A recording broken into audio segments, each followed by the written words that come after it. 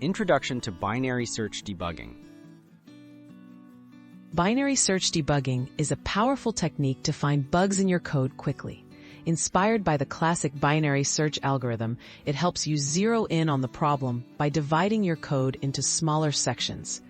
Instead of checking every line, you systematically test parts of your code, narrowing down the search space each time. Why use binary search debugging? Binary search debugging saves time and effort compared to checking your code line by line. Whether you're dealing with a large codebase or a subtle, hard-to-find bug, this method lets you isolate issues faster. It's especially useful for tracking down problems in code where you're not sure which part is failing. How to apply binary search debugging?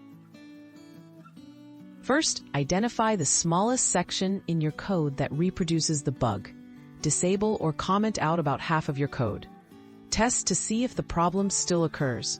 If it does, the bug is in the section you kept. If not, check the other half. Repeat this process, halving the remaining code each time until you find the precise location of the bug.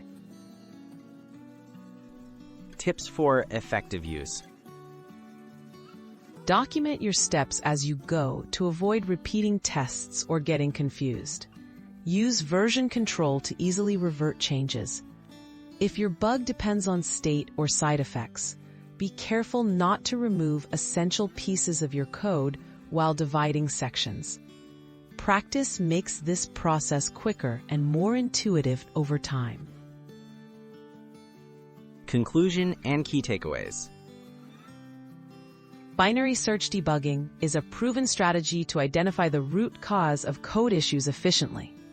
By systematically splitting and testing parts of your program, you save valuable time during troubleshooting. This technique can dramatically speed up your debugging process and help you become a more effective programmer.